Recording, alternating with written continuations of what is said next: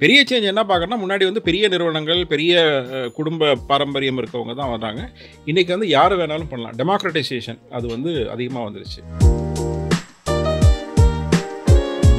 தமிழ்நாட்டில நாங்க 2021ல ஆரம்பிக்கும்போது வெறும் 2300 ஸ்டார்ட் அப் இருந்தது. இன்னைக்கு ஒரு 3 வருஷத்துல வந்து 10,200க்கு மேல போயிருச்சு. எனக்கு ஃபண்ட் வேணும். அந்த ஃபண்ட ரைஸ் பண்ணணும்னா, ஃபண்டுக்கு போய் கேட்கறதுக்கு யாரும் இல்ல. நான் சென்னைக்கு போய் இங்க இருக்கக்கூடிய இன்வெஸ்டர்ஸ்ட்ட பேசியிருக்கேன்.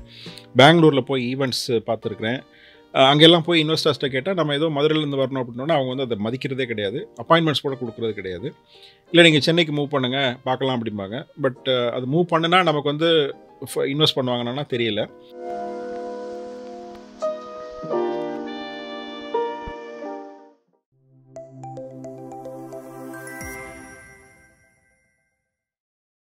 வணக்கம்.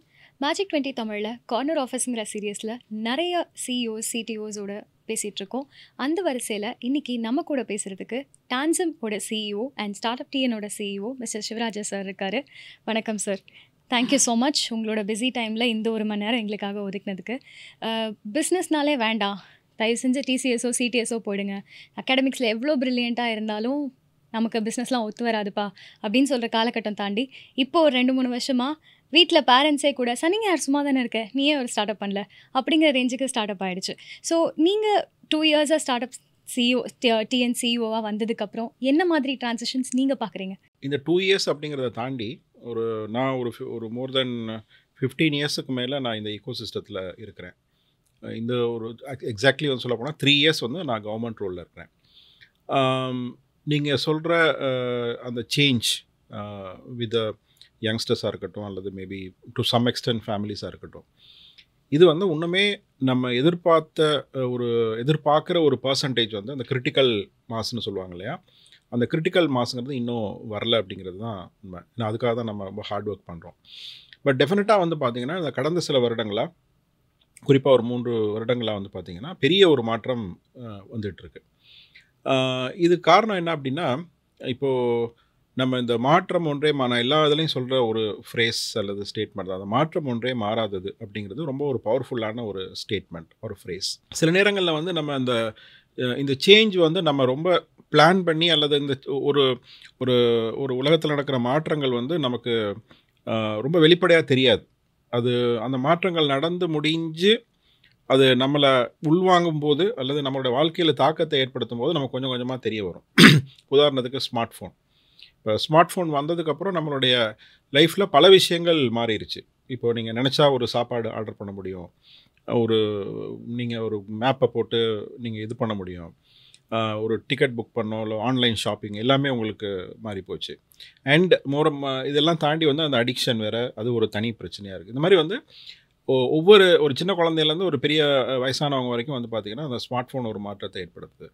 அப்போ இது ஒரு வகையான மாற்றம் இல்லைங்களா? அந்த மாதிரி வந்து ஒவ்வொரு மாற்றமும் ஒரு காலகட்டத்தில் வந்துக்கிட்டே தான் இருக்கும். அது மாதிரி வந்து நம்ம ஒரு 20-25 இயர்ஸுக்கு முன்னாடி வந்து அந்த ஐடி துறையில் இருக்கக்கூடிய வேலை வாய்ப்புகள் அப்படிங்கிறது ஒரு பெரிய மாற்றம். அப்போது அது என்னென்னா, பொதுவாக நம்ம இந்தியாவில் தமிழ்நாட்டில் வந்து சேவை ஐடி சர்வீஸ், நீங்கள் அந்த சில கம்பெனிகள் பேரை கொடுப்பிட்டீங்க. அந்த மாதிரியான நிறுவனங்கள் வந்து அமெரிக்கா, யூரோப் அந்த மாதிரியான இதில் கண்ட்ரீஸில் இருக்கக்கூடிய பெரிய கம்பெனிஸ்க்கு சர்வீசஸ் பண்ண ஆரம்பித்தாங்க. அதனால் ஆயிரக்கணக்கில் வேலைவாய்ப்புகள் உருவாச்சு. அந்த புதிய வேலைவாய்ப்புகளை பூர்த்தி செய்கிறதுக்காக தான் இப்போ நான்லாம் படித்து முடிக்கும்போது 8 இன்ஜினியரிங் காலேஜஸ் இருந்தது. இன்றைக்கி 450க்கு மேலே இன்ஜினியரிங் காலேஜஸ் இருக்குது. அப்போ இந்த டிமாண்டை வந்து சால்வ் பண்ணுறதுக்கு இந்த சப்ளை உங்களுக்கு தேவைப்படுது. இது ஒரு காலகட்டம். ஆனால் இன்னுமே வந்து நம்ம என்ன நினைக்கிறோம்னா, நிறைய பேர் என்ன நினச்சிட்டு இருக்காங்கன்னா, இன்னும் அதே அந்த சினாரியோ தான் இருக்குது அப்படின்னு நினைக்கிறாங்க. பட் காலம் வந்து அடுத்த கட்டத்துக்கு போயிடுச்சு. அப்போது இன்னும் 25 இயர்ஸுக்கு முன்னாடி நீங்கள் ஒரு கம்பெனி ஆரம்பிக்கணும் அப்படின்னா உங்களுக்கு ஓரளவு ஒரு பணபலம் இருக்கணும், ஒரு அல்லது ஒரு ஃபேமிலி பின்புலம் இருக்கணும். இந்த மாதிரி இருந்தால் தான் நீங்கள் ஒரு சாஃப்ட்வேர் கம்பெனியை கூட நீங்கள் ஆரம்பிக்கணும். அல்லது வந்து அட்லீஸ்ட் நீங்கள் ஒரு பேங்க்கில் லோன் வாங்க போனீங்கன்னா ஒரு கொலாட்ரல் செக்யூரிட்டி இருக்கணும். அந்த மாதிரி இப்போ இன்றைக்கி வந்து என்ன ஆகுதுன்னா, அடுத்த கட்டத்தை நோக்கி வளர ஆரம்பிக்குது. இந்த உலகமே வளர ஆரம்பிக்குது. என்னென்னா, டெக்னாலஜி வந்து அவ்வளோ வேகமாக வளருது. ஒரு யங்ஸ்டர் வந்து ஒரு ஐடியாவும் கொஞ்சம் கரேஜும் கொஞ்சம் தைரியமும் கொஞ்சம் ஒரு நல்ல ஐடியாவும் இருந்ததுன்னா, இன்றைக்கி உங்களுடைய அந்த புறச்சூழல் வந்து ரொம்ப உங்களுக்கு ஒரு கண்டியூசிவாக இருக்குது. அந்த புறச்சூழல் நான் சொல்கிறது என்னென்னா, உங்களுக்கு பணம் வேணுமா, அந்த ஆக்சஸ் டு மணி ரொம்ப ஈஸியாக கிடைக்குது. ஒரு மென்டரிங் சப்போர்ட் வேணுமா, அந்த சப்போர்ட் வந்து உங்களுக்கு ஈஸியாக கிடைக்குது. ஒரு மார்க்கெட் ஆக்சஸ் வேணுமா, அது கிடைக்குது. கல்ச்சுரலி வந்து பார்த்திங்கன்னா நிறைய இடங்களில் இந்த மாதிரி முயற்சிகள் வருது. இப்போ இந்தியாவில் வந்து 1,00,000க்கு மேற்பட்ட ஸ்டார்ட் அப் கம்பெனிஸ் இருக்குது. தமிழ்நாட்டில் நாங்கள் 2021 ஆரம்பிக்கும் போது வெறும் 2,300 ஸ்டார்ட் அப் இருந்தது. இன்றைக்கி ஒரு 3 வருஷத்தில் வந்து 10,200க்கு மேலே போயிடுச்சு. அப்போ இந்த நம்பர்ஸு இதெல்லாம் பார்க்குறாங்க. கடைசி இடத்துல இருந்தோம், இன்றைக்கி வந்து முதல் இடத்துக்கு வந்திருக்கோம் நேஷனல் லெவலில். இப்போ இந்த மாதிரி விஷயங்கள்லாம் கேள்விப்படும்போது நிறைய ஆர்வம் அதை நோக்கி வருது. இது வந்து நாம் புஷ் பண்ணுறோம், நம்ம வந்து ஒர்க் பண்ணுறோம் அப்படிங்கிறத தாண்டி வந்து இன்றைய காலத்தின் கட்டாயம் அதை வந்து நம்ம வந்து ஓரளவு இந்த இளைஞர்கள் புரிஞ்சுக்கிறாங்க. ஸோ அதனால தான் வந்து நீங்கள் இந்த மாற்றத்துக்கான காரணம் வந்து இது வந்து ஒரு இயல்பான மாற்றம் தான் நான் நினைக்கிறேன்.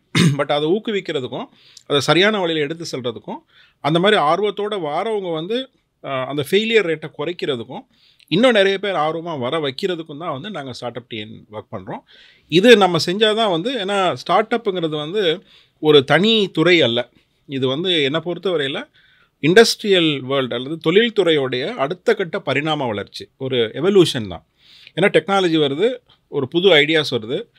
கன்வென்ஷனல் இண்டஸ்ட்ரீஸ்லேயே நீங்கள் நிறைய சேஞ்சஸ் கொண்டு வரீங்க, ஒரு புதிய ஆக்கத்தை கொண்டு வரீங்க. அதான் புத்தாக்கம்னு சொல்கிறோம், இனோவேஷன் சொல்கிறோம். இது இல்லைன்னா இன்றைக்கி நீங்கள் அப்சலேட் ஆகிடுவீங்க, நீங்கள் பின்தங்கி போயிடுவீங்க. இப்போ இது வந்து ஒரு நெக்ஸ்ட் ஜெனரேஷன் ஆஃப் இண்டஸ்ட்ரியலைசேஷன் தான். இப்போ அதற்கான ஒரு மனநிலை தான் இப்போ வந்துட்டுருக்கு. பெரிய சேஞ்ச் என்ன பார்க்குறோன்னா, முன்னாடி வந்து பெரிய நிறுவனங்கள், பெரிய குடும்ப பாரம்பரியம் இருக்கவங்க தான் வர்றாங்க. இன்றைக்கி வந்து யார் வேணாலும் பண்ணலாம். டெமோக்ரட்டைசேஷன் அது வந்து அதிகமாக வந்துருச்சு. அதுதான் காரணம். அந்த காலத்தில் நீங்கள் இன்ஜினியரிங் படிக்கும்போது 4 காலேஜ் தான் இருந்ததுன்னு சொன்னீங்க. நீங்களே பிஎஸ்சி கெமிஸ்ட்ரி தானே. ஸோ பிஎஸ்சி கெமிஸ்ட்ரி முடிச்சுட்டு அதுக்கப்புறம் நீங்கள் ஒரு கம்பெனி ஸ்டார்ட் பண்ணி 18 இயர்ஸ் ரன் பண்ணீங்க. ஸோ 18 இயர்ஸுக்கு அப்புறம் அதுக்கப்புறம் இந்த கம்பெனி தான் வந்திருக்கீங்க. But you have worked on lot of other எம்எஸ்எம்இலேருந்து எல்லா இடத்துலையும் நீங்கள் கான்ட்ரிபியூட் பண்ணிகிட்டே இருந்திருக்கீங்க. ஸோ 18 இயர்ஸ் சக்ஸஸ்ஃபுல்லாக ரன் ஆகிற கம்பெனியை விட்டுட்டு இது ஒரு கம்ப்ளீட்லி டிஃப்ரெண்ட் மிஷன். ஸோ நீங்கள் ஒரு நார்மல் கார்ப்பரேட் கம்பெனி சிஇஓ கிடையாது, இது ஒரு டிஃப்ரெண்ட் மிஷனுக்கான சிஇஓங்கும்போது இந்த ட்ரான்சிஷனுக்கு what made you move that ஸ்விட்ச்? இல்லை, நான் 18 இயர்ஸ்னு சொல்ல முடியாது. நான் வந்து ஒரு காலேஜ் முடித்த காலகட்டத்திலேருந்து 1991 காலேஜ் முடித்து அடுத்த நாள்லேருந்து நான் ஒரு ஆண்டர்ப்ரனர். இன்றைக்கி வரைக்கும் என்னுடைய கம்பெனி இருக்குது. அது ஒரு பேரலாக இருக்குது. பட் என்ன அப்படின்னா, நான் வந்து ரொம்ப சுருக்கமாக சொல்லணும்னா, ஐடி ப்ராடக்ட்ஸ், இப்போ ப்ராடக்ட் சேல்ஸ்லேருந்து அதுக்கப்புறம் ஒரு 92லேருந்து 2000 வரைக்கும் completely computers, fax machines, mobile phones, internet இதெல்லாம் வந்தபோது ஃபஸ்ட்டு நாங்கள் வந்து முதல்ல தென் தமிழகத்தை, சொந்த ஊர் மதுரை, தென் தமிழகத்துக்கு இந்த ப்ராடக்ட்ஸ் எல்லாம் எடுத்துகிட்டு போனோம் ஒரு டிஸ்ட்ரிபியூட்டராக. ஒரு ஸ்டேஜில் வந்து டீலர், டிஸ்ட்ரிபியூட்டர் அந்த மாதிரி இன்னொரு பிரின்சிபல் கம்பெனியோட பிராண்டை நம்ம வந்து எடுத்துகிட்டு போகிறது வந்து இது ஒரு ட்ரூ ஆண்டர்ப்ரனர்ஷிப் கிடையாது, அது ட்ரேடிங். ஸோ அந்த ட்ரேடிங்லேருந்து ஒரு ட்ரூ ஆண்டர்ப்ரனர்ஷிப், நம்மளுடைய ஓன் பிராண்ட் க்ரியேட் பண்ணணும்னு ஒரு 2000க்கு மேலே சாஃப்ட்வேருக்குள்ளே வந்து ஒரு கம்பெனி ஒரு ப்ராடக்ட் க்ரியேட் பண்ணி, அப்போ இருந்த ஒரு பெரிய நிறுவனம், அது இப்போ இல்லை, அவங்க வந்து அந்த ப்ராடக்டை அக்வயர் பண்ணாங்க. அந்த காலகட்டத்தில் வந்து எனக்கு இந்த ஸ்டார்ட் அப்புங்கிற டெர்மினாலஜியோ அல்லது வேல்யூவேஷனுங்கிற டெர்மினாலஜியோ அக்விசிஷனோ இதெல்லாம் எதுவுமே தெரியாது. ஏதோ ஒரு ப்ரைஸுக்கு அக்வயர் பண்ணாங்க. அதுக்கப்புறம் ஒரு 2 ப்ராடக்ட் எஃபர்ட் போட்டோம். அதில் ஒரு ப்ராடக்ட் வந்து ஒரு லோ கோட் இஆர்பி, இன்றைக்கி இந்த லோ கோட் நோ கோட்னு சொன்னாங்களா, அந்த மாதிரி ஒரு இஆர்பி ஒரு 2002 ஆரம்பித்தோம். பட் அது ஒரு 1.5 வருஷம் 2 வருஷத்தில் முடிக்கணும்னு நினச்சி ஆரம்பித்த அந்த ப்ராடக்ட் வந்து 2011-12 வரைக்கும் முடியலை. அது வந்து ஒரு ப்ராடக்ட் பில்டிங்கில் அல்லது ஒரு சாஃப்ட்வேர் ஒரு ஸ்டார்ட் அப் கம்பெனி பில்டிங்கில் ஒரு ஃபவுண்டர்ஸ் என்னென்னலாம் தப்பு பண்ணக்கூடாதோ அத்தனை தப்பும் நாங்கள் பண்ணோம்.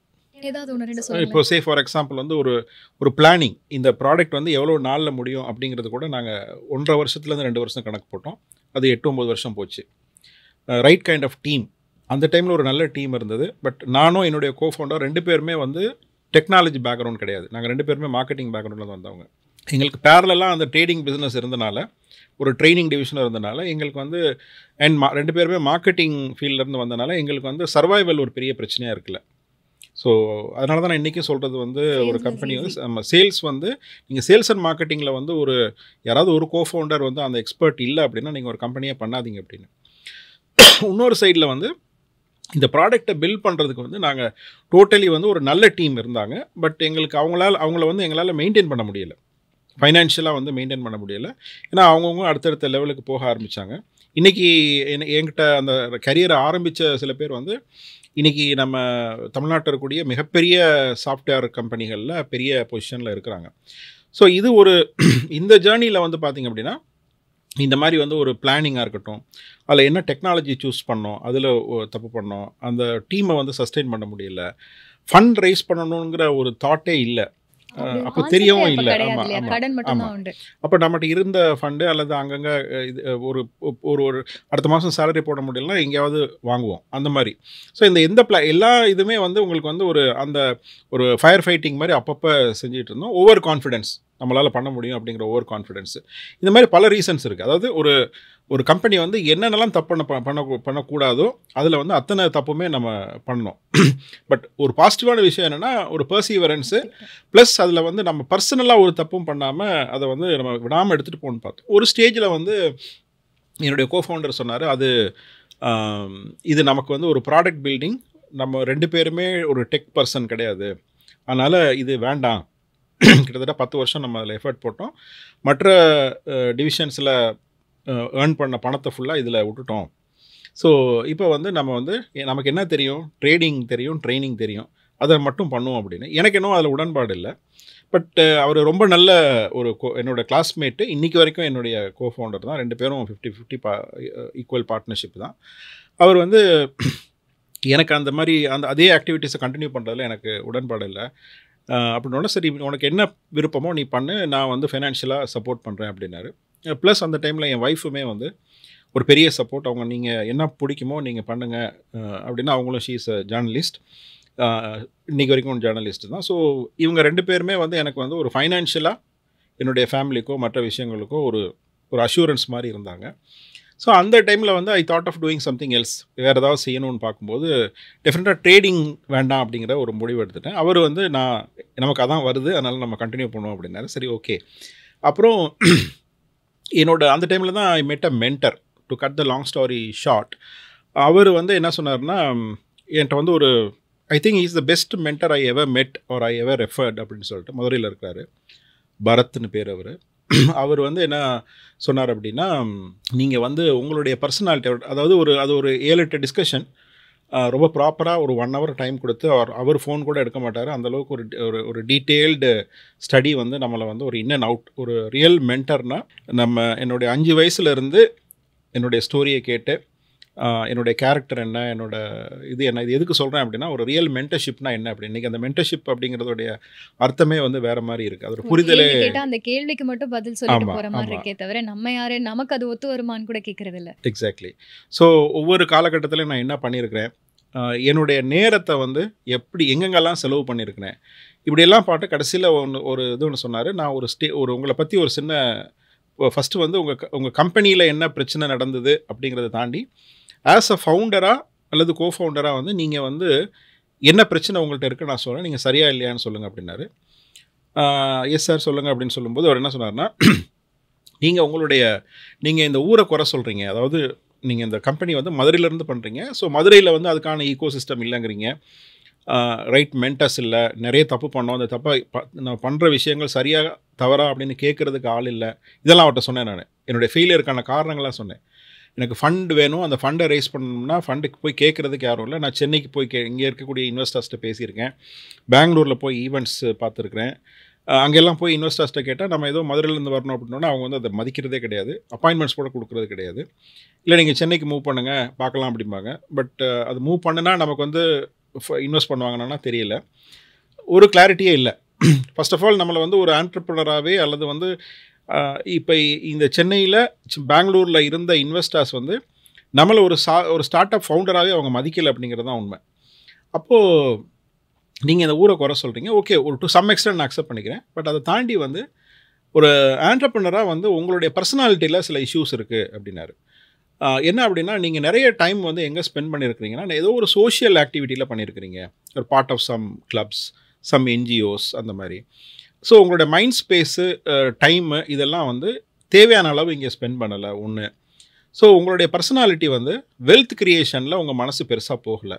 சோஷியல் இம்பேக்ட் க்ரியேஷனில் நான் கேட்டேன்னா நிறைய விஷயங்கள் நீங்கள் சொல்கிறீங்க, இத்தனை குழந்தைங்களை படிக்க வைக்கிறதுக்காக நம்ம வந்து இந்த மாதிரி விஷயங்கள் பண்ணியிருக்கோம், அதுக்கு கான்ட்ரிபியூட் பண்ணியிருக்கோம், இதுக்கு கான்ட்ரிபியூட் பண்ணியிருக்கோம், in terms of cash and kind. அப்புறம் வேறு ஆக்டிவிட்டீஸ், இண்டஸ்ட்ரி ஆக்டிவிட்டீஸில் அங்கே ஒரு ஐடி பார்க் வர்றதுக்கு என்ன வேலை பார்த்தோம், அதுக்கு அந்த மாதிரியான இண்டஸ்ட்ரியல் அசோசியேஷன்ஸோட ஒர்க் பண்ணுது. இப்படி பார்த்தீங்கன்னா உங்களுடைய டிஸ்ட்ராக்ஷன்ஸ் வந்து ரொம்ப ஜாஸ்தியாக இருக்குது. அதை மெஷர் பண்ணி பார்த்தோம்னா உங்கள் கம்பெனியில் ஸ்பெண்ட் பண்ண டைமை விட இந்த மாதிரியான ஆக்டிவிட்டீஸ்க்கு நிறைய ஸ்பெண்ட் பண்ணியிருக்கிறீங்க. ஸோ நீங்கள் வந்து ஒரு வெல்த் கிரியேஷன் அந்த இதில் இருந்து போயிட்டு நீங்கள் வந்து ஒரு social impact, return on investment for your efforts வந்து not money but social impact. இப்படி நீங்கள் உங்களை வந்து இதுக்கு அப்போ நான் அவர்கிட்ட பேசும்போது எனக்கு 41 வயசுங்க. இதுக்கு வந்து நீங்கள் மாற்றிக்கிட்டிங்கன்னா அந்த உங்களுக்கு வந்து ஒரு சக்ஸஸ் வர்றதுக்கு வாய்ப்பு நிறைய இருக்குது அப்படின்னு சொல்லி அவர் சொன்னார். ஆனால் இதில் வந்து நீங்கள் வந்து கொஞ்சம் உங்களுடைய பர்சனல், இப்போ நீங்கள் நிறைய பணம் பண்ணணும்னு இந்த எஃபர்ட்ஸ் எல்லாம் எடுத்துகிட்டு இருந்தீங்கன்னா அதில் கொஞ்சம் நீங்கள் இது பண்ணணும், கொஞ்சம் காம்ப்ரமைஸ் பண்ண வேண்டியிருக்கும் அப்படின்னு. இது எனக்கு ஒரு புதிய இதை கொடுத்தது, ஒரு புதிய புரிதல். அதாவது நம்மளை பற்றி ஒரு ஆள் வந்து இவ்வளோ அனலைஸ் பண்ணி சொல்கிறார் அப்படிங்கிறது எனக்கே என்னை பற்றி தெரியாத விஷயங்களை இது பண்ண வந்துச்சு. I think that is the true mentorship அப்படிங்கிறது வந்து இப்போ கம்பெனிக்கான விஷயங்கள் வந்து அது வந்து ஒரு கன்சல்டிங் மாதிரி எடுத்துக்கலாம்.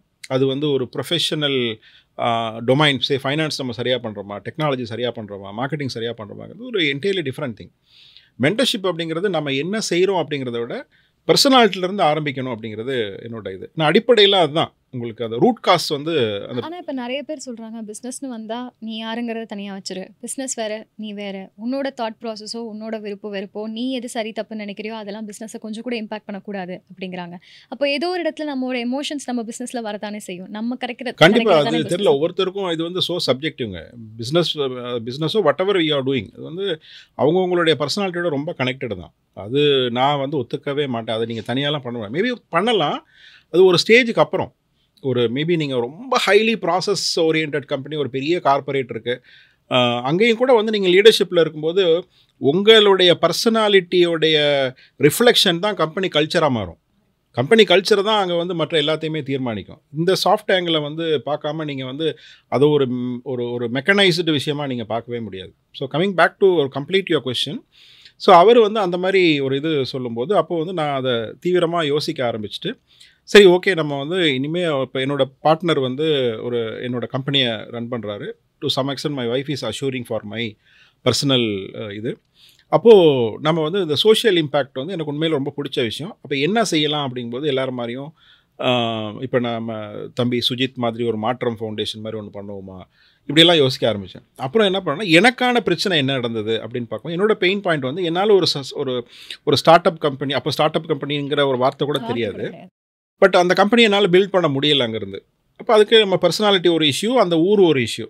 அப்போ நான் அந்த எண்ணை மாற்றுறது வந்து என்னுடைய பிரச்சனை இல்லைங்களா. அதுதான் நம்ம அகச்சூழல் நம்ம சொல்கிறோம். அந்த வெளியில் நடக்கக்கூடிய அந்த புறச்சூழல் இருக்கு இல்லைங்களா, அந்த எக்ஸ்டர்னல் என்விரான்மெண்ட் வந்து அந்த ஊருக்கான லிமிட்டேஷன்ஸு. இப்போ ஏன் சென்னை மாதிரி பெங்களூர் மாதிரி வந்து மதுரையில் வந்து ஒரு ஈகோ சிஸ்டத்தை நம்ம உருவாக்கக்கூடாது. அப்போ தான் அந்த ஈகோ சிஸ்டத்தை க்ரியேட் பண்ணுறது தான் என்னுடைய அடுத்த வேலை அப்படின்னு நினச்சி நேட்டிவ் லீட் ஃபவுண்டேஷன் ஒன்று ஆரம்பித்தேன். அதை ரொம்ப சுருக்கமாக சொல்லணும் அப்படின்னா அது நிறைய பேருக்கு தெரியும்.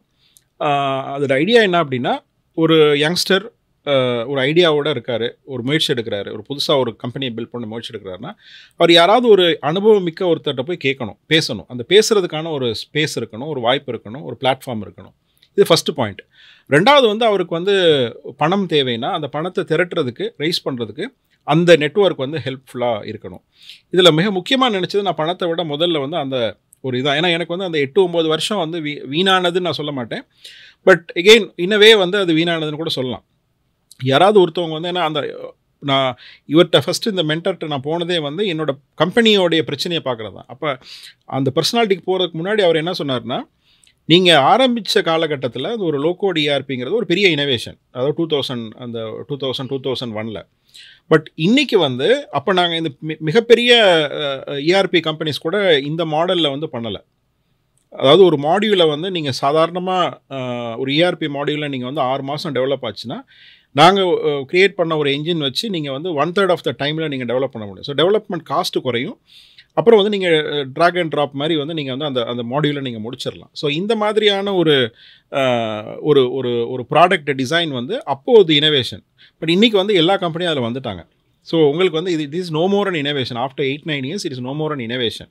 ஸோ உங்களுக்கு ஃபண்டிங் எல்லாம் கிடைக்கிறது கஷ்டம். பட் என்னென்னா ஸ்டில் யூ கேன் சர்வைவ். இந்த ப்ராடக்ட்டை முடிச்சிங்கன்னா ஸ்டில் யூ கேன் சர்வைவ்.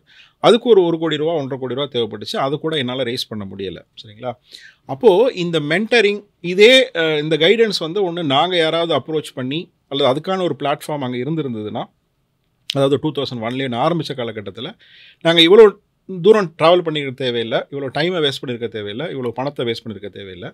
இது ஒரு பெயின் பாயிண்ட்டாக பார்த்தேன். 2வது பெயின் பாயிண்ட் வந்து அந்த ஒரு தெரிஞ்சதுக்கு அப்புறமும் கூட வந்து பார்த்திங்க அப்படின்னா என்னால் வந்து அந்த ஒரு இன்றைக்கி அது ஒரு சின்ன பணம், பட் அந்த 1 crore கூட நம்மளால் ரைஸ் பண்ணுறதுக்கு உண்டான ஒரு சூழல் அங்கே இல்லை. அப்போ இதுதான் பிரச்சனை. இந்த பிரச்சனையை எப்படி சால்வ் பண்ணலாங்கிறது தான் இந்த நேட்டிவ் லீடருடைய இது. ஸோ ஒரு accomplished business leaders coming together and supporting young entrepreneurs இந்த சோர்ஸ் இல்லாமல் அப்படின்னு. அப்போ நான் ஒருத்தட்டையாக போய் கேட்கும்போது அங்கே இருக்க மதுரையில் இருக்க எல்லா பெரிய பிஸ்னஸ் லீடர்ஸ்டையும் கேட்கும்போது முதல்ல கேட்டது என்னன்னா, நீங்கள் ஒரு வாரத்துக்கு 1 மணி நேரம் டைம் கொடுக்கணும். அவர் வந்து நான் ஃபஸ்ட்டு கேட்டது ஒரு மிகப்பெரிய நிறுவனம், அந்த அந்த அந்த நிறுவனத்துடைய சேர்மன். அவர்கிட்ட போய் கேட்கும்போது அவர் என்ன சொன்னார்னா, மதுரைக்காக நம்ம வந்து நிறைய பண்ணியிருக்கோம், பட் இந்த மாதிரியான ஒரு ஆங்கிள் நம்ம திங்க் பண்ணலை, நான் தரேன் அப்படின்னாரு. அப்போது அதுக்கப்புறம் வந்து அவர் பேரை வச்சு மற்ற நிறைய இண்டஸ்ட்ரியலிஸ்ட்டை கூட்டிகிட்டு வந்தோம். அதுக்கப்புறம் ஒரு 2012 நான் சொல்கிறது 2014 வந்து இந்த குரூப்பே வச்சு நேட்டிவ் ஏஞ்சல்ஸ்னு ஒரு இன்வெஸ்ட்மெண்ட் நெட்வொர்க் ஒன்று க்ரியேட் பண்ணேன். ஸோ இன்றைக்கி வந்து அது வந்து ஒரு எல்லா Tier 2 Tier 2 டவுன்ஸ்லேயும் ஒரு சாப்டர் இருக்குது. ஒரு 250+ இன்வெஸ்டர்ஸ் அதில் இருக்கிறாங்க. இது வரைக்கும் ஒரு 27 இன்வெஸ்ட்மெண்ட்ஸ் பண்ணியிருக்காங்க. இன்னமும் நல்லா போயிட்டுருக்கு. ஸோ இதை பேஸ் பண்ணி தான் இந்த அரசு பொறுப்பேற்றப்போடு இந்த ஸ்டார்ட் அப் டிஎன் ஆரம்பிக்கும்போது நான் இதுக்குள்ளே வந்ததோடைய. இன்றைக்கி ஸ்டார்ட் அப் டிஎன் எத்தனை டிஸ்ட்ரிக்டில் இருக்குது சார்? ஸ்டார்ட் அப் டிஎன் வந்து இப்போ வந்து ஒரு 10 லொக்கேஷனில் இருக்குது. 10 லொக்கேஷனில் ரீஜனல் ஹப்ஸ்ன்னு சொல்லுவோம். அங்கே வந்து நம்ம கோவர்க்கிங் ஸ்பேஸஸும் அந்த ரீஜனல் ஹப்ஸில் பண்ணிட்டு இருக்கோம். ஆமாம், அது கோவர்க்கிங் ஸ்பேஸுக்கு நான் ரொம்ப பெரிய அளவில் இருக்காது. இந்த ஹப்ஸோடைய முக்கியமான நோக்கம் பார்த்திங்க அப்படின்னா, அந்த ரீஜனில் இப்போ உதாரணத்துக்கு வந்து எங்கள் மதுரை ஹப்னு இருக்குது, கோயம்புத்தூர் ஹப்னு இருக்குது. அந்த ரீஜனில் வந்து நிறைய ஈவெண்ட்ஸ் பண்ணுறோம். ஏன்னா அந்த நம்பர்ஸை கூட்டுறதுக்கு ஈவெண்ட்ஸ் தான் முக்கியமான விஷயமா இருக்குது. ப்ளஸ் அந்த ஸ்டேக் ஹோல்டர்ஸை கனெக்ட் பண்ணுறதுக்கு அந்த இது முக்கியமாக இருக்குது. அது போக அங்கே அந்த லோக்கலில் உள்ள பொட்டென்ஷியல் ஹை நெட்வொர்த் இண்டிவிஜுவல்ஸ், அவங்க தான் ஒரு ஏஞ்சல் இன்வெஸ்டராக வர முடியும். அவங்கள எப்படி நம்ம இது பண்ண முடியும், லோக்கலில் எப்படி ஒரு மென்டர் நெட்வொர்க் க்ரியேட் பண்ண முடியும், லோக்கலில் இருக்க இன்ஸ்டிடியூஷன்ஸோட எப்படி கனெக்ட் பண்ண முடியும், அங்கே இருக்க இன்குபேஷன் ஃபெசிலிட்டி எப்படி இம்ப்ரூவ் பண்ண முடியும், லோக்கலில் இருக்க கவர்மெண்ட் ஆஃபீஸர்ஸ் இவங்களை வந்து எப்படி ஒரு ப்ரொக்யூர்மெண்ட் அவங்க ஸ்டார்ட் அப்ஸ் வந்து வாங்க வைக்கிறதுக்கு என்ன செய்ய முடியும், அங்கே இருக்க கார்ப்பரேட் ப்ராப்ளம்ஸை சால்வ் பண்ண முடியுமா, கார்ப்பரேட் இந்த ஓப்பன் இனோவேஷன் சொல்கிறாங்களே அது மாதிரி வந்து கம்பெனிஸை வந்து ஸ்டார்ட் அப் கம்பெனிஸ் வந்து கார்ப்பரேட்ஸோட கனெக்ட் பண்ண முடியுமா, இந்த மாதிரியான ஆக்டிவிட்டீஸ் எல்லாம் தான் இந்த ஹப்பில் இருக்கக்கூடிய எங்கள் டீமோட வேலை. இதை தாண்டி வந்து அந்த டிசைன் எப்படி இருக்குன்னு பார்த்தீங்கன்னா, ஒரு 75லேருந்து 100 பேர் உட்காரக்கூடிய ஒரு செமினார் ஸ்பேஸ் மாதிரி இருக்கும். இதில் வாரத்துக்கு ஒரு 1-2 ப்ரோக்ராம் நடந்துகிட்டே இருக்கும். ப்ளஸ் அங்கே இருக்க வேறு ஸ்டார்ட் அப் ரிலேட்டடான குரூப்ஸ் வந்து ஒரு நிகழ்ச்சி நடத்தினாலும் நடத்தலாம். அது மாதிரி வந்து ஒரு 2-3 மீட்டிங் ஸ்பேஸ் இருக்கும். அது மாதிரி ஒரு 20 பேர் 25 பேர் ஒர்க் பண்ண மாதிரி கோவர்க்கிங் ஸ்பேஸ் இருக்கும். இது ரெகுலர் கோவர்க்கிங் ஸ்பேஸ்னு சொல்ல முடியாது. நீங்கள் ஒரு ஆன் அண்ட் ஆஃப் வந்து அதில் எடுத்துக்கலாம். இந்த மாதிரியான ஒரு செட்டப் தான் இந்த ஸ்டார்ட் அப் ஹப்ஸ். இப்போ இந்த ஸ்டார்ட் அப் ஹப்ஸ் மூலமா கடைசி 2 வருஷத்தில் எத்தனை ஸ்டார்ட் அப்ஸ் கிரியேட் ஆயிருக்கு சார்? அதான் நாங்கள் இந்த இனிஷியேட்டிவ் ஆரம்பிக்கும் போது, ஸ்டார்ட் அப் டிஎன் இனிஷியேட்டிவ் ஆரம்பிக்கும் போது 2300 ஸ்டார்ட் அப்ஸ் இன் 2021. இப்போ வந்து actually if I am not wrong ஒரு 10,200க்கு மேலே போயிடுச்சு. இதில் எத்தனை % விமன் ஆண்டர்பிரினர்ஸ் இருக்காங்க? ஆல்மோஸ்ட் 49%. நைஸ். ஸோ நம்ம ஸ்டார்ட் அப் டிஎனில் வந்து உங்களுக்கு கிட்டத்தட்ட 8 ப்ரோக்ராம் இருக்குது. டான்சீட், அப்புறம் SCST ஃபண்டு, இந்த மாதிரி நிறையா இருக்குது. ஏஞ்சல் டிஎன் நிறையா இருக்குது. நாங்கள் வந்து ஆக்சுவலாக 36 டிஃப்ரெண்ட் ப்ராஜெக்ட்ஸ் பண்ணுறோம். ஸோ அதுதான் நான் கேட்குறேன். இப்போது ஒரு விஷயம், ஒரு நம்பர் அச்சீவ் பண்ணணும் அப்படின்னா எங்கெல்லாம் வழி இருக்கோ எல்லாம் பண்ணுறாங்க. திடீர்னு யூஎஸ்லேருந்துலாம் இன்வெஸ்டர்ஸ் கூப்பிட்டு கனெக்ஷன் கொடுக்குறீங்க, அப்புறம் காலேஜஸ்லேயும் பேசுகிறீங்க. ஸோ இந்த ஸ்ட்ராட்டஜிஸ்லாம் நீங்கள் எப்படி டிரைவ் பண்ணுறீங்க? ஒரு கார்ப்பரேட்னா இப்போ கம்பெனி நடத்தணும்னா சேல்ஸுக்குன்னு ஒரு புக் இருக்குது, மார்க்கெட்டிங்க்குன்னு ஒரு புக் இருக்குது. பட் ஒரு மிஷனாக ஒரு என்டையர் ஸ்டேட்டை இம்பேக்ட் பண்ணணுங்கும் போது இந்த ஸ்ட்ராட்டஜிஸ்லாம் நீங்கள் எங்கேருந்து படிக்கிறீங்க? இல்லை, இது வந்து பேசிக்காக இப்போ ஒவ்வொரு நிறுவனத்துக்கும் ஒரு டெலிவரபிள் இருக்கும் இல்லைங்களா? ஒரு சாஃப்ட்வேர் கம்பெனினா அவங்க ஒரு ப்ராடக்டை க்ரியேட் பண்ணுவாங்க, அந்த ப்ராடக்ட்டுக்கான ஒரு யூசர்ஸ் ஐடென்டிஃபை பண்ணி இது பண்ணுவாங்க. இப்போது ஸ்டார்ட் அப் டிஎன் மாதிரியான ஒரு ஏஜென்சி அல்லது ஒரு ஆர்கனைசேஷனுடைய ஃபண்டமெண்டல் மிஷனே வந்து பார்த்திங்கன்னா ஈகோசிஸ்டம் பில்டிங்.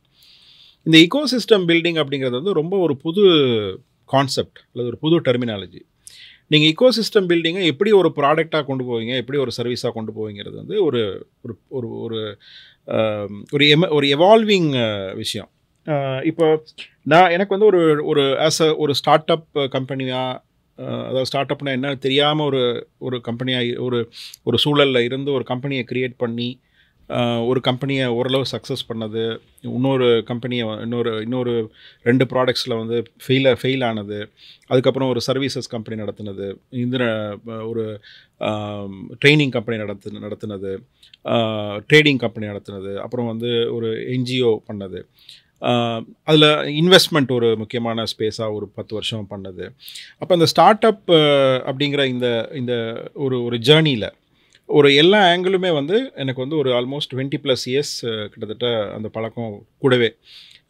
இப்போ கிட்டத்தட்ட நீங்கள் வந்து 91 நான் அந்த இதை எடுத்துக்கிட்டிங்கன்னா கிட்டத்தட்ட 30 இயர்ஸுக்கு மேலே வந்து எனக்கு அது இருக்குது. அதில் ஒரு 20 இயர்ஸ் வந்து ஒரு சாலிடாக ஒரு ஸ்டார்ட் அப் ஈகோசிஸ்டமில் இருக்கேன். So I think in a way I am proud to say that I am one of the ஒரு ரொம்ப most experienced person in the start up ecosystem அப்படின்னு சொல்ல முடியும்.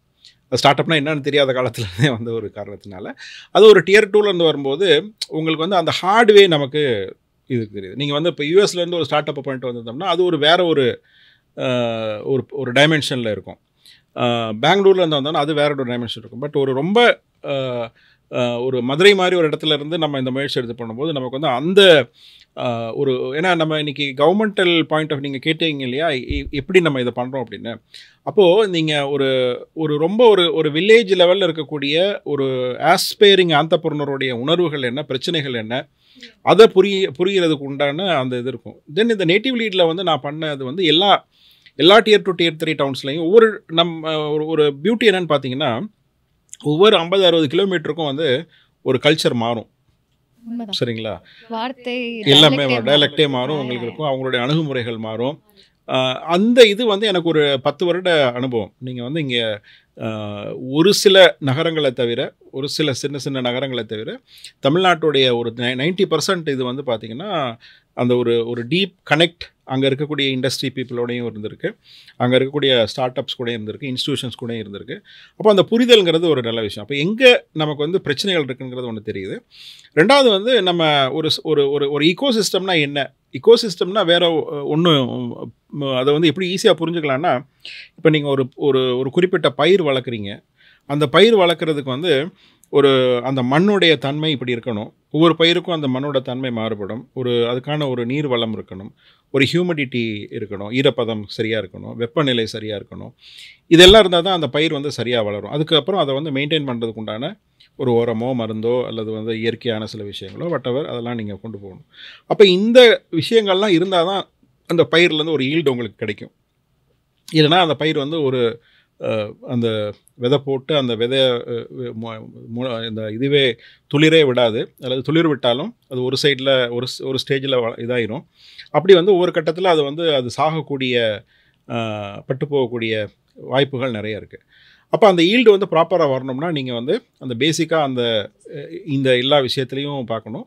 அது மாதிரி அதை வளர்ச்சி அந்த சூழ்நிலையும் வந்து நீங்கள் அதற்கான எல்லா விஷயத்தையும் நீங்கள் கவனிக்கணும். இதுதான் ஈகோசிஸ்டம். இந்த எல்லா காம்பனண்ட்டையும் இணைக்கிறது தான் ஈகோசிஸ்டம். அதை நாங்கள் இங்கே நீங்கள் ஸ்டார்ட் அப் ஈகோசிஸ்டத்துக்கு நீங்கள் பண்ணிங்க அப்படின்னா, ஒரு ஸ்டார்ட் அப்பை நீங்கள் ஒரு பயிர் மாதிரி எடுத்துக்கிட்டிங்கன்னா அவங்களுக்கான ஒரு பேசிக்காக நீங்கள் வந்து அந்த ஒரு கம்பெனியை ஆரம்பிக்கிறதுக்கான அந்த மோட்டிவேஷன்லேருந்து நம்ம வேலை பார்க்க வேண்டியிருக்கு. ஏன்னா நம்ம வந்து பெரும்பாலும் ஒரு ஜாப் சீக்கிங் கம்யூனிட்டி. பேரண்ட்ஸே வந்து பார்த்தீங்கன்னா நீங்கள் வந்து ஒரு சேஃப்டி செக்யூரிட்டி அப்படிங்கிற ஒரு இதில் இருக்குது. என்ன படித்தாலும் சரி, அடுத்த பேங்க் எக்ஸாம் எழுதுங்க, ஆமாம், யூபிஎஸ்சி எக்ஸாம் எழுதுங்க, இதெல்லாம் சொல்கிறாங்க. ஆமாம், அப்போ அதிலிருந்து நம்ம ஆரம்பிக்க வேண்டியிருக்கு. அதுக்கப்புறம் அவங்களுக்கான அந்த சர்வீசஸ், இப்போ ஒரு ஆடிட்டிலேருந்து, லீகல்லேருந்து, ஒரு சர்வர் ஸ்பேஸ்லேருந்து, டிஜிட்டல் மார்க்கெட்டிங்கில் இதெல்லாம் எப்படி ஈஸியாக பண்ண முடியும். இப்போ ஸ்மார்ட் கார்டுன்னு ஒரு திட்டம் நம்ம வச்சுருக்கிறோம். அதன் வழியாக கிட்டத்தட்ட ஒரு 200க்கும் மேற்பட்ட சர்வீசஸ் வந்து ரொம்ப காஸ்ட் எஃபெக்டிவாக நம்ம கொடுக்குறோம். அப்போ இது வந்து ஒரு ஏர்லி ஸ்டேஜ் ஸ்டார்ட் அப்புடைய ப்ராப்ளம் தீருது. மென்டர் டிஎன்னு ஒரு இனிஷியேட்டிவ் எடுத்திருக்கோம். அப்போ இதிலேருந்து நீங்கள் வந்து உங்கள் டொமைனுக்கு தேவையான ஒரு மென்டர், நான் ஏற்கனவே சொன்ன மென்டருங்கிறது ஒரு ரொம்ப ஆழமான விஷயம், பட் ஸ்டில் ஒரு தெரியாத விஷயத்தை கேட்டு தெரிஞ்சுறதுக்கான ஒரு பிளாட்ஃபார்ம் இருக்குது. அப்புறம் ஒரு ஏர்லி ஸ்டேஜ் ஃபண்டிங், டான்சீட் மாதிரியான ஃபண்டிங் ஸ்கீம்ஸ் இருக்குது. மார்க்கெட் ஆக்சஸுக்கு இப்போ கவர்மெண்ட்டுடைய ஒரு துறைக்கு நீங்கள் விற்கணும் அப்படின்னா நாங்கள் ஃபெசிலிட்டேட் பண்ணுவோம். அல்லது நீங்கள் ஏதோ ஒரு வேறு கண்ட்ரீஸில் பண்ணணும். இப்போ துபாயில் வந்து எங்களுடைய ஒரு டெஸ்க் இருக்குது. இப்போ இந்த வருஷம் யூஎஸ்லையும் சிங்கப்பூர்லேயும் அதை நாங்கள் ஓப்பன் பண்ணுறோம். இன்னும் பல்வேறு நாடுகளில் இது பண்ணுறோம். நிறைய கனெக்டிங் ஈவெண்ட்ஸ் பண்ணுறோம். இப்போ ஸ்டார்ட் அப் திருவிழான்னு பெரிய அளவில் கோயம்புத்தூர்லேயும் மதுரையிலையும் பண்ணோம். வரக்கூடிய மே மாதம் வந்து கோயம்புத்தூரில் குளோபல் ஸ்டார்ட் அப் சமிட்னு பண்ணுறோம். இதன் வழியாக வந்து நிறைய பேர் கனெக்ட் ஆகிறாங்க. ஒவ்வொரு இதுலேயும் நிறைய அந்த பிஸ்னஸ் ஆப்பர்ச்சுனிட்டிஸ் கிடைக்குது. இதை தாண்டி வந்து இது ஒரு பாலிசி மேக்கிங் ஏஜென்சி. தமிழ்நாட்டுடைய start up and innovation policy வந்து நாங்கள் தான் கிரியேட் பண்ணுறோம். இப்போ அதில் வந்து எப்படியெல்லாம் வந்து அடுத்த ஒரு 5 வருடங்களுக்கு என்ன மாதிரியான செயல்பாடுகள்லாம் செய்யணும்னு பண்ணுறோம். இப்போ இதெல்லாம் கலந்தது தான் அந்த ஈகோசிஸ்டம். அப்போது ஒரு ஸ்டார்ட் அப் நிறுவனம் வளர்வதற்கு தேவையான அந்த இன்வெஸ்ட்மெண்ட் ஆகட்டும், மென்டர்ஷிப் ஆகட்டும், மார்க்கெட் கனெக்ட் ஆகட்டும், பாலிசி இதாகட்டும், இது சார்ந்த மற்ற எல்லா அரசு துறை சார்ந்த நிறுவனங்கள், அதுபோக இந்த பல ஸ்டேக் ஹோல்டர்ஸ். இப்போ எப்படி நம்ம அதில் மண், ஈரப்பதம், தண்ணீர் அப்படின்னு சொல்கிறோமோ, அது மாதிரி இங்கே investors, mentors, corporate, government, media, இந்த மாதிரி ஒரு எக்ஸ்டர்னல் ஏஜென்சிஸ் லைக் ஒரு outside country agencies, government of India, இங்கே அதில் இருக்கக்கூடிய சப்போர்ட் சிஸ்டம்ஸ், இது எல்லாத்தையும் இணைக்கிறது. இது எல்லாத்தையும் இணைக்கும் போது ஒரு சரியான சதவீதத்தில் இணைக்கும் போது தான் ஒவ்வொரு ஸ்டார்ட் அப்புக்கும் ஒருத்தருக்கும் ஒரு தேவை இருக்கும். அந்த தேவைகளை எப்படி பூர்த்தி பண்ணணும் அப்படிங்கிறதுக்கு உண்டான ஒரு சில படிகளை தான் இப்போ எடுத்து வச்சுருக்கோம். இது வரைக்கும் நான் என்ன சொல்ல விரும்புகிறேன்னா, இந்த 3 இயர்ஸில் வந்து நாங்கள் பண்ணது வந்து ஒரு ட்ரஸ்ட் அண்ட் ஹோப்பை வந்து தமிழ்நாடு ஸ்டார்ட் அப் ஈகோசிஸ்டத்தை கிரியேட் பண்ணியிருக்கிறோம். அவ்வளோதான். இப்போ இன்றைக்கி வந்து நம்ம இங்கேருந்து ஒரு கம்பெனி பண்ணலாம் அப்படின்னா, பண்ணலாம், இங்கே ஒரு நல்ல ஒரு சூழமைவு, தமிழில் சொல்லணும்னா சூழமைவு இருக்குது அப்படின்னு.